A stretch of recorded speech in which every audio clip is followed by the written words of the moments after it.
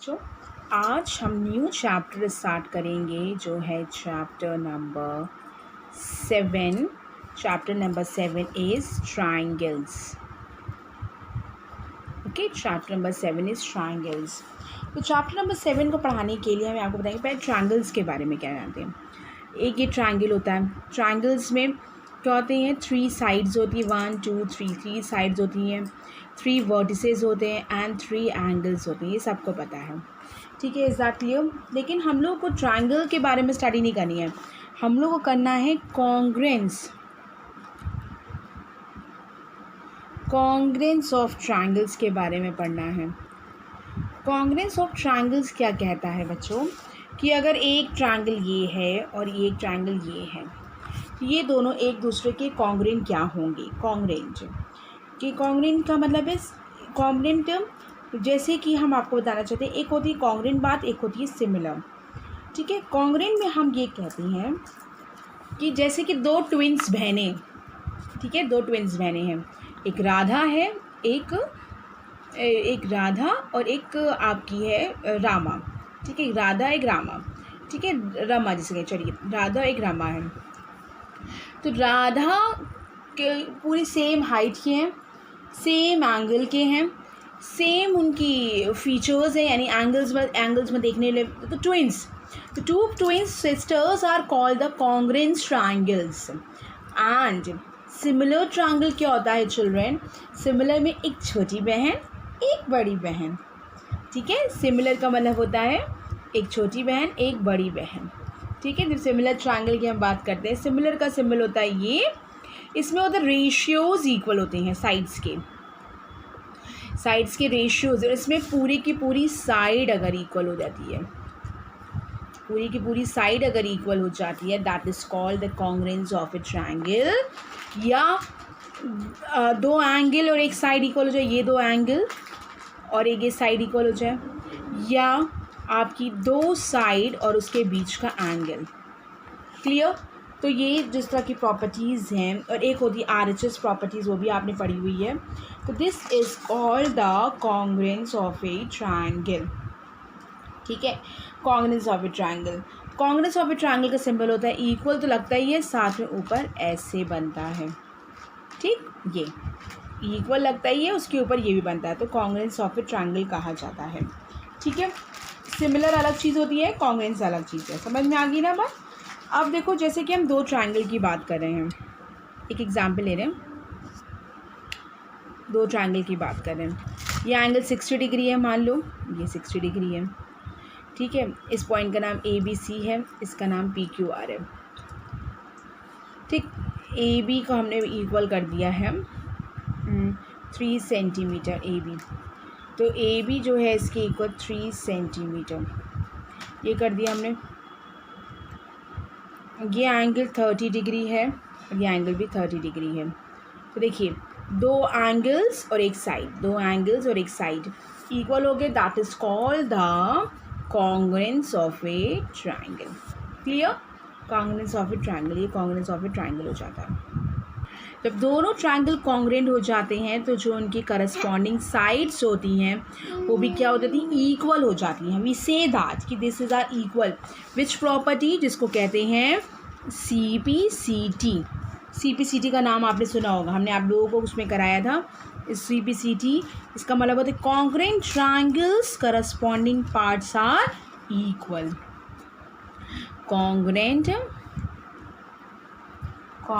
Triangles के जो corresponding parts होते हैं वो क्या होते हैं, करस्पॉन्डिंग पार्ट्स आर इक्वल। ठीक है, कॉन्ग्रेंट ट्राइंगल करस्पॉन्डिंग पार्ट्स क्या हो जाते हैं, इक्वल, जिसको हम लोग क्या कहते हैं, we say that CPCT। Clear. अब बात ये आती है कि इसमें प्रॉपर्टीज़ कौन कौन सी आती हैं, इसकी प्रॉपर्टीज़ कौन कौन सी आती है। देखिए, इसकी प्रॉपर्टीज़ कौन कौन सी आती हैं, इसमें कॉन्ग्रेंस ट्राइंगल के लिए प्रॉपर्टीज़ आती हैं आपकी। पहली प्रॉपर्टी आती है SAS SAS हम लोग कह सकते हैं, जिसका नाम है SAS कॉन्ग्रेंस रूल। हम आपको सबके पहले बारे में बता देते हैं। SAS कॉन्ग्रेंस रूल का मतलब है कि एक ट्रायंगल ये है, दूसरा ट्रायंगल ये है, एक साइड ये साइड इक्वल, ये साइड इस साइड के इक्वल, और इसके बीच का angle, that is called the SAS congruence rule. ठीक है, फर्स्ट हो गया। सेकंड देखिए, SSS कॉन्ग्रेंस रूल। ये कोई भी रूल कभी भी लग सकता है। SSS कॉन्ग्रेंस रूल का मतलब है all the sides are equal, this side is equal to this side, this side is equal to this side, this side is equal to this side, all the sides are equal to the corresponding sides. The third part is ASA congruence rule। ASA का मतलब हो गया like that। देखिए, ये angle, ये वाला angle इस angle के, ये वाला एंगल इस एंगल के इक्वल, और ये corresponding side, this is called the ASA congruence rule. AAA कोई रूल नहीं होता, ध्यान रखिएगा। ये इसको A का अब मतलब क्या है इसको बताया नहीं। SAS का मतलब होता है साइड एंगल साइड, ऐसे लिख सकते हैं, साइड एंगल साइड। इसको लिखा जा सकता है साइड साइड साइड। ठीक है, और नेक्स्ट वाले को लिखा जा सकता है angle side angle, angle side angle. ठीक है, तो ये इसके कॉन्ग्रेंस रूल हैं। और देखिए एक बात, देखिए, if the two triangles are congruent, if any other two parts of the sides and angles are equal, we say that AAS। तो एक इसमें AAS भी फॉलो करता है। AAS क्योंकि अगर दो एंगल्स हैं और कोई भी दो एंगल्स इक्वल हैं, पहले ये एंगल इस एंगल की इक्वल हो गया, ये वाला एंगल इस एंगल इक्वल, और ये वाली साइड इक्वल हो गई। ठीक है, तो कह सकते हैं AAS, या ये वाली साइड इक्वल हो गई। कुछ ज़रूरी नहीं है कि ASA ही होगा। ठीक है, तो AAS मतलब हो गया एंगल एंगल साइड।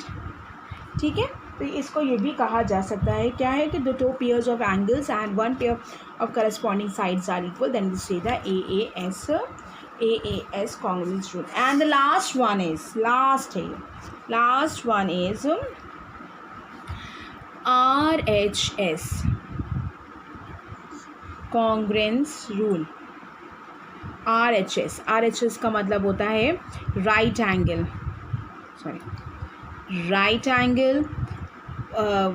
एक साइड, कोई भी एक साइड और हाइपोटेन्यूज इक्वल हो गया, ये होता है right angle, hypotenuse and side, which are called the RHS congruence rule. यहाँ लिख सकते हैं आप राइट एंगल लिख सकते हैं, राइट एंगल, हाइपोटेन्यूज और साइड, कोई भी other side, this is called the RHS rule. Is that clear children? ये सारे रूल्स से अब इस पर एक थ्योरम हम करवाएंगे, अभी रुकिए। एक थ्योरम नंबर 1 स्टार्ट कर रहे हैं, जिसका नाम है ASA कॉन्ग्रेंस रूल। जितनी थ्योरम हमको करवाएंगे वही आपके सिलेबस में है। ठीक है, उसी का ही प्रूफ आपके थ्योरम में, अदरवाइज इन सब का है, आना सब कुछ चाहिए, इसलिए क्योंकि ये सब क्वेश्चंस में यूज़ होगा। लेकिन प्रूफ जो है बेटा ASA रूल ही का है। ASA रूल क्या है, इसमें two triangles हैं, two triangles are congruent,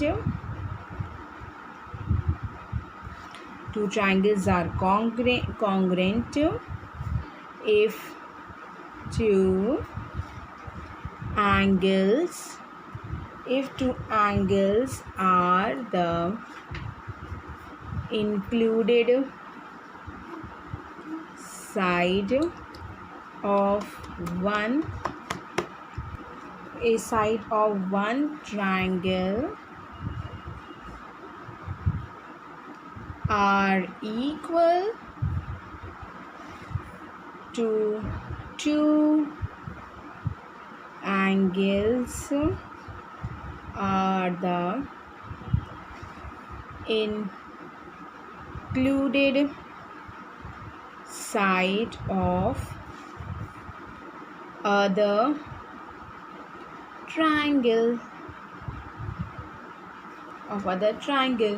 इसमें क्या कह रहे हैं कि ट्रू ट्राइंगल्स कॉन्ग्रेंट होंगे, कब होंगे, जब उनके दो एंगल्स और इंक्लूडेड साइड इक्वल होती है ऑफ द ट्राइंगल्स की, और जो two angles are the included side of the other triangle की इक्वल होगी, then they are the congruent triangle. लेकिन हमें क्या पता है, पहले ये पता करना है कि ये दोनों की इक्वल है, क्या क्या चीज़ें दी गई हैं और कैसे डायग्राम बनना है। हमें क्या करना है कि दिखाना है कि इसमें ये कॉन्ग्रेंट ट्राइंगल है कि नहीं है। इनमें प्रॉपर्टीज़, इनका प्रूफ तो होना चाहिए ना। प्रॉपर्टीज़ के प्रूफ क्या है, देखिए प्रॉपर्टीज़ के प्रूफ के लिए हम लोग स्टार्ट करते हैं, सॉल्यूशन हम पहले लिख देंगे क्योंकि प्रूफ दैट हमारा अभी अंदर आएगा। स्टार्टिंग देखिए क्या है, जैसे कि अभी हमने डायग्राम नहीं बनाया है, मान लीजिए हमने एक डायग्राम बना लिया, ये दो ट्राइंगल के लिए, एक ये बना लिया, एक ABC लिख लिया और दूसरे ट्राइंगल का नाम है DEF। इन्होंने क्या दिया गया, ये साइड इक्वल है, ये एंगल इक्वल है और this angle is equals to this angle, ये इन्होंने दिया गया है। ठीक है, तो क्या लिखा, गिवन। सबसे पहले गिवन लिखेंगे बच्चा। गिवन में क्या है कि इन to triangles ABC and DEF, अब इसमें क्या दिया गया है, in which angle B is equals to angle E और angle C is equals to angle F। देख रहे हैं डायग्राम में, angle C is equals to angle F and BC is equals to EF। ठीक है, ये चीज़ें इक्वल हैं। प्रूव दैट क्या है, triangle ABC is equals to triangle GEF। ये प्रूव दैट है कि ABC इज इक्वल्स टू कि वो कॉन्ग्रेंट है किसके, GF के। प्रूव दैट करना। अब बात ये आती है बेटा कि अब इसमें हम लोग कुछ पार्ट्स करेंगे, किससे डिफरेंट पार्ट्स करेंगे। पहला पार्ट तो हमने ये किया कि AB और DE की इक्वल डिस्टेंस पे है।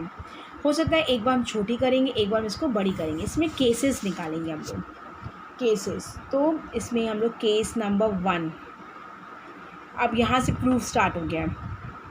प्रूफ में केस नंबर 1 क्या है, लेट कि AB को हमने AB इज इक्वल्स टू हमने क्या मान लिया है, DE। AB is equals to DE हमने मान लिया है। ठीक है, अब क्या दिया गया है हमको, angle AB is equals to A हमने कर दिया है। फिर हमने क्या क्या चीज़ें दिखाई गई, अज्यूम जो किया गया था, AB इज इक्वल्स टू, फिर से डायग्राम बनाएंगे, DE angle B is equals to angle E और एक ट्राइंगल जो ये है, ये देखिए ये इस ट्राइंगल के इक्वल है ना, ये ABC है, ये DEF है। ठीक है, ये साइड इस साइड के इक्वल है, ये वाली साइड इस साइड, ये वाली साइड इस साइड की इक्वल है। ये दिया गया था लेकिन हमने इस एंगल का यूज़ नहीं किया गया, हमने सिर्फ ये दिखाया AB जो है DE के इक्वल है। ठीक है, तो हमने क्या लिख दिया, ये चीज़ जो है हमने अज्यूम की गई थी, अज्यूम किया गया था AB is equals to A, ये अज्यूम किया गया था, ये यहाँ पे लिखा जाएगा इसके आगे। एंगल B ये गिवन है बच्चा, और एक और हमने लिख दिया है, एक BC is equals to EF भी क्या है, गिवन है। तो देखिए मतलब हमने क्या करना है, देखिए एक प्रॉपर्टी कोई भी उसको हटाकर, मतलब इसलिए हटा के किया गया बेटा, अगर हम लोग ये प्रॉपर्टी लिखेंगे तो AS तो प्रूव हो जाएगी हमारी प्रॉपर्टी, है ना। लेकिन हम अगर एक एंगल को कम लेके चलेंगे और एक दूसरी साइड को लेके चला, दो चीज़ें मेरी कंफर्म थी, एक ये एंगल इक्वल था और एक साइड इक्वल थी। इस एंगल के बारे में बता नहीं रहे अभी हम, ठीक है। तो आप चाहे तो इनको आप हटा भी सकते हैं, इनको अभी मत लिखिए, इसको मत बनाइएगा आप, ठीक है, इसको मत बनाइएगा। ये दोनों इक्वल हो गया और साथ में ये जो आपने अज्यूम किया ये दोनों इक्वल हो गया। ये जो दोनों इक्वल हो गया तो कौन सी प्रॉपर्टी से दोनों triangle congruent, triangle ABC is congruent to triangle DEF, congruent हो गया किस, कौन सी property, by SAS congruence rule, congruence rule, congruence rule से ये दोनों कॉन्ग्रुएंट हो गए। दैट मीन्स ये क्या हो गया, देयरफॉर ये प्रूव्ड हो गया। ये तो एक पार्ट तो प्रूव हो गया, केस 1 से हमने प्रूव कर दिया। अब केस 2 हम क्या लेना चाहेंगे कि AB is greater than DE, ठीक है, देखिए कैसे। Now case number 2, case number 2 क्या है, लेट या if possible AB is greater than DE, ठीक है, AB is greater than DE। तो इसमें एक हमने कंस्ट्रक्शन करी है, देखिए कैसे, ABC और देखिए ये चीज़ इसके इक्वल है, गिवन है, ये इसके गिवन है, ये इक्वल करा हुआ है, और ये क्या है DEF। हमने कहा ये इससे बड़ा है तो हमने एक कंस्ट्रक्शन करी, कंस्ट्रक्शन में क्या किया, we can take a point capital P on AB such that, कैसा पॉइंट लिया हमने, जो PB जो है DE के इक्वल होगा, ठीक है, PEB जो है DE के, हमने इस तरीके से एक पॉइंट लिया यहाँ पे P पॉइंट जो आपका DE के इक्वल होगा। इज़ दैट क्लियर, DE के, ये PE जो DE के इक्वल होगा। तो हमने क्या किया, इन ट्रायंगल, अब प्रूफ स्टार्ट कर रहे हैं फिर से, प्रूफ तो चल ही रहा है आपका। In triangle PBC and triangle DEF, PB is equals to DE, angle B is equals to angle E। यहाँ लिख सकते हैं बाय कंस्ट्रक्शन, ये आप लिख सकते हैं given, BC is equals to EF, ये भी आप गिवन लिख सकते हैं, ठीक है। तो क्या हो गया, triangle PBC is congruent to triangle DEF के कॉन्ग्रुएंट हो गया।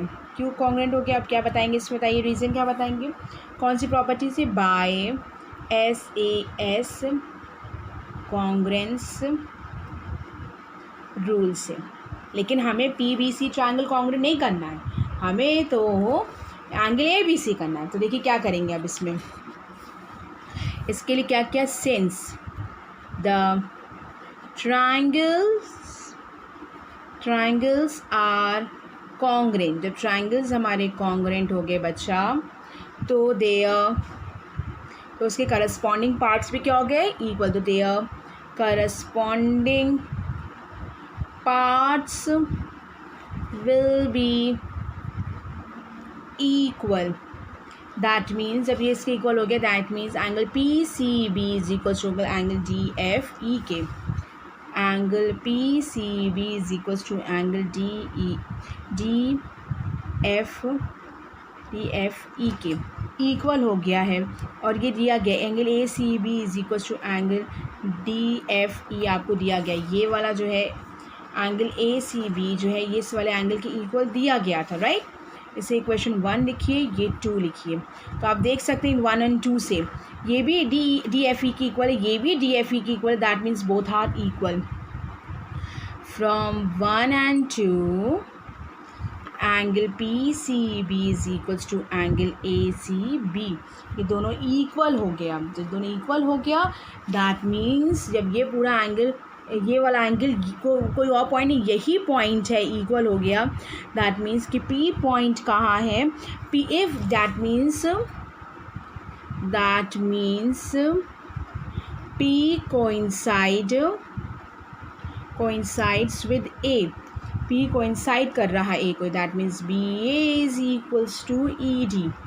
देखिए BA इज इक्वल्स टू क्या हो गया, ये BA इज इक्वल्स टू आपका हो गया EB, ठीक है।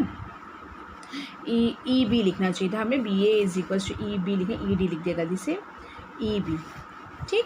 ओ sorry B A is equal to E D, सही से A is equal E D की बात कर रहे हैं। दैट मीन्स ये इक्वल हो गया कि कोई और पॉइंट, यही पॉइंट है, इसका मतलब क्या हो गया, hence triangle ABC is congruous to triangle DEF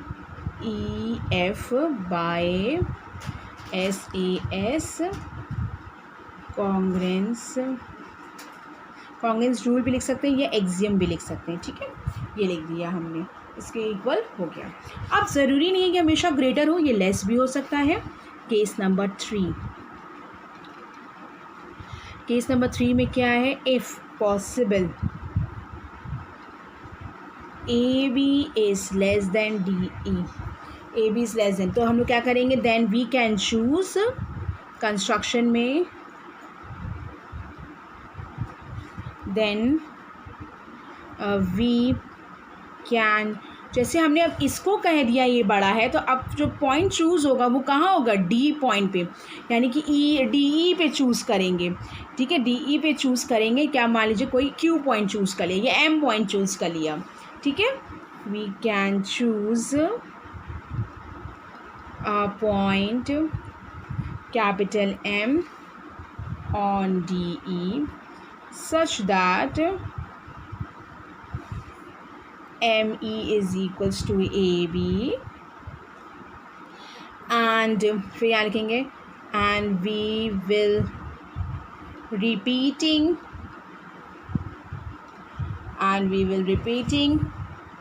the, इसको लिखने की ज़रूरत नहीं है, arguments as given in case number 2, जैसे केस नंबर 2 में किया था, तो इससे क्या मिल गया था, we conclude that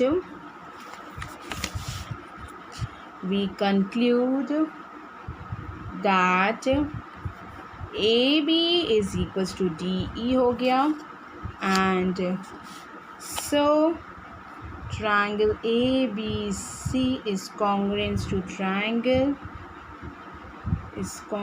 triangle D E F, ये इसके कॉन्ग्रुएंट प्रूफ हो गया, ठीक है। तो सेम एज इसे इसका दिखा दिया गया है, तो हैंस प्रूफ लास्ट में लिख के खत्म, ठीक है बेटा। तो इसमें हमने ये बोला है कि आप इसको कर सकते हैं आराम से, इसको आप प्रैक्टिस कीजिएगा बेटा, और कोई दिक्कत होगी तो हमसे पूछिए, इतने में अगर कोई प्रॉब्लम है तो हमसे पूछ सकते हैं, ठीक है। ये पूरी थ्योरम को कंप्लीट करवाया हमने, इसको आप पूछ, हाँ एक थर्ड कोई समझ थर्ड सबके मन में होगा कि मैं हम लोग को भी ऐसे लिख देना, येस। केस नंबर 2 को हमने बहुत अच्छे से एक्सप्लेन किया, केस नंबर 3 आप ऐसे लिख सकते हैं, ओके। Thank you girls.